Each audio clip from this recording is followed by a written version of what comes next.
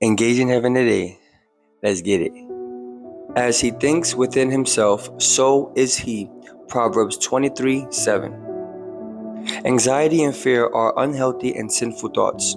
We stress over the what ifs that never happen. Limiting thoughts are like yokes of oppression or an invisible force holding us back from ever excelling in our faith, our relationships, our business aspirations, and our lives. If you change the way you think, you will change your life. There are times when you find yourself dwelling on things that are not noble, praiseworthy, and so forth. But learn to take every thought captive and think about them through faith. What you put your thoughts toward is an intentional decision you have to make. If we can train our minds not only to identify limiting thoughts, but also to focus on Jesus and His power, we will overcome our own disbelief and truly start to change our lives. God's truth will set you free. Faith says all things are possible. You will be healed. You will prosper. You will be blessed. I have this phrase that I say from time to time. If you think you can't, you're right. If you think you can, you're right. The fact is the thing that you're believing in is the thing that you're standing by. So if you think that you can't, then that's what you choose to stand by. If you think you can, that's what you choose to stand by.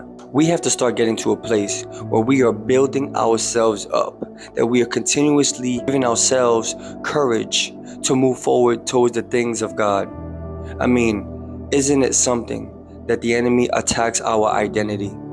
Makes us look in the mirror and sees all the broken pieces of our past instead of having the abilities to look forward and say, you know what, in the past, I know I wasn't able to do this, but today, even if I don't feel like I can, I'm going to move forward like I can. Don't get me wrong. It has to be within His will.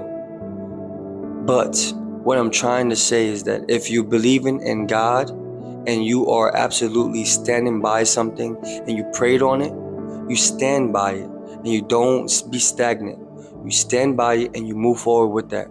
We have to continue to train our minds on a daily basis to remove the negative things out and to continue to fill those negative holes and fill them with God.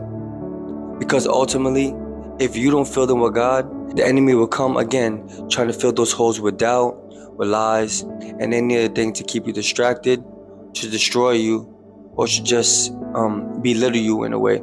As I said before, we need to continue to take our thoughts captive, because at the end of the day, every single day has its own trials and its own troubles. And we're not to worry for tomorrow has worries for itself. But we need to take today's thoughts captive. We need to make sure that the thoughts that's coming through are all of God, and that we continue to be confident in the things that we're standing for. So whatever it is that you're standing for today, the things that you're believing in, stand on it 1,000%.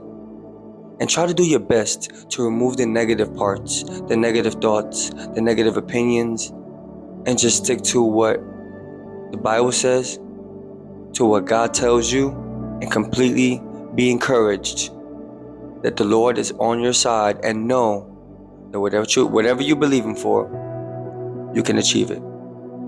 I love you. I hope this has blessed you.